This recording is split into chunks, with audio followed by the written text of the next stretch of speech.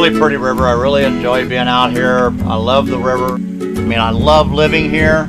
I love being along the river. I'm an outdoor person. I kayak out here. I fish out here. And then plus my business is run on the river. Now as we go along, since a lot of this is undeveloped, we always watch back in the woods. We get the deer and the turkey and the bobcat, wild boar, stuff like that that are walking through the woods. So we get to see those on occasion.